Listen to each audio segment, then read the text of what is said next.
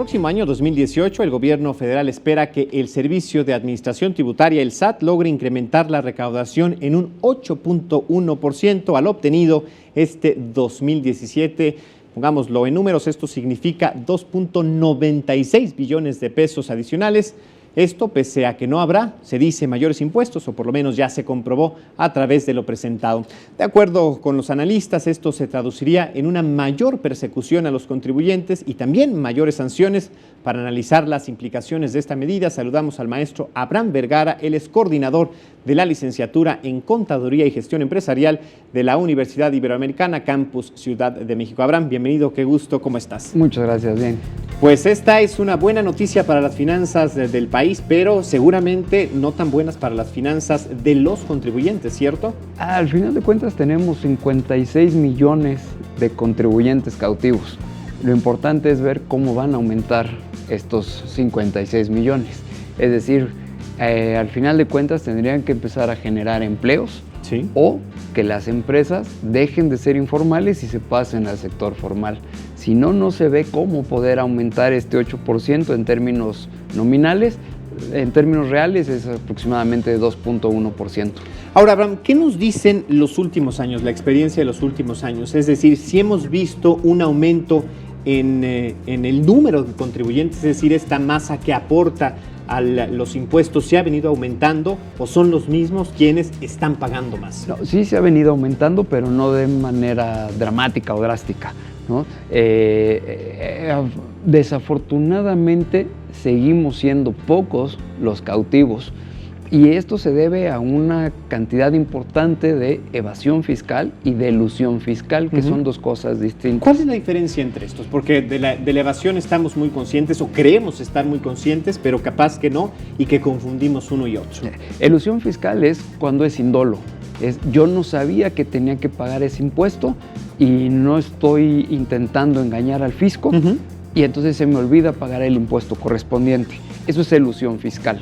Evasión fiscal es que cuando tú ya tienes pleno conocimiento de que lo tienes que pagar y no lo haces, y precisamente, válgase la redundancia, estás evadiendo la contribución fiscal que tendrías que hacer de acuerdo a tus ingresos. Y cometiendo un delito, ¿no? Además. La evasión fiscal sí se puede llegar a considerar como un delito, la elusión fiscal no.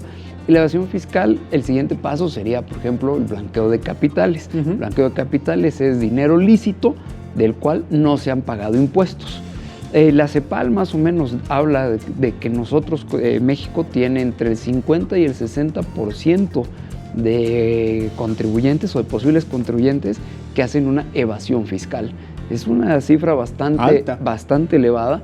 Dentro de la mayoría de los países que están involucrados con la CEPAL, estamos en los últimos lugares. Ahora, la elusión también podría significar particularmente sanciones, ¿no? Multas y recargos en el momento en el que la Secretaría de Hacienda, concretamente el SAT, se dé cuenta o nos avise, nos notifique de estas omisiones. Sí, no hay ningún tipo de cuestionamiento penal, pero sí va a haber un pago adicional por ese olvido, por ese extrañamiento que nos puede estar haciendo la Secretaría de Hacienda y Crédito Público.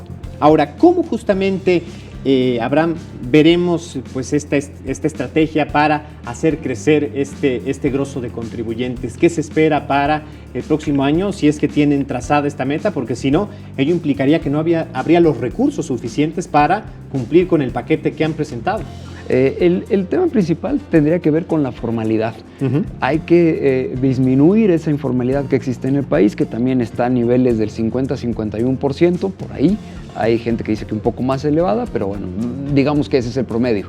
Entonces, esa informalidad que hay en el tema del empleo hay que convertirlo en formalidad, y es el único camino que tenemos para que la base de contribuyentes se haga más grande, tanto en personas físicas como en personas morales. Sino con esta idea de que no va a haber incremento, por ahí se había mencionado que el IVA podría incrementarse en un punto o hasta el 18%, lo cual ya no va, ya a suceder. Esto se descartó. Ya se dijo que totalmente no van a haber ni nuevos impuestos ni incremento de impuestos. Eso quiere decir que el ICR va a permanecer igual, los IEPS van a permanecer igual y el IVA va a permanecer igual. Entonces, la única forma que tenemos es consumiendo más para que el IVA sea más grande, la recaudación por IVA sea más grande, lo cual eso querría decir que el país tendría que crecer más, que los salarios tendrían que aumentarse para que los contribuyentes tuvieran más dinero para consumir, o por el lado del ICR, es decir, la formalidad, aunque se espera que el mayor incremento esté en el IVA. Bien, ahora sí también hay que notarlo porque algunas veces los contribuyentes dicen no hubo un aumento en los impuestos ni tampoco la creación de unos mismos, pero sí hay un ajuste, ¿no?, a partir de la inflación que podría significar quizás aportar un poco más a lo que estamos acostumbrados o a lo que teníamos estipulado si es que lo pensamos con el ejercicio anterior. Es correcto, al momento de que suben los precios, automáticamente estamos pagando un mayor IVA por ese incremento en los precios. Y tenemos hay gente que no le gusta llamarle impuesto, pero yo estoy convencido que la gasolina es un impuesto en el país. Entonces, si el precio de la gasolina sigue con esta escalada hacia el alza, hay días que tenemos que tiene un retroceso, pero en general vemos una tendencia alcista. Bueno, pues también tenemos esa recaudación que tiene el gobierno por parte de los precios de la gasolina, que te repito, se podría comparar o hacer un símil como un impuesto. Pues Abraham, muchísimas gracias como siempre y estaremos pues muy al pendiente y ya te pediremos en su momento ayuda porque termine el año y en primer trimestre terminándolo implicará también cumplir con el pago anual del impuesto y esto implicará también hacerlo de manera correcta. Será un gusto. Además de la recaudación, tiene que ver un tema del gasto. Recaudamos como nunca y el gasto no es el más correcto. Bien, ya lo platicaremos. Claro Ahí que es sí. que queda un tema sobre la mesa. Claro que sí. Gracias.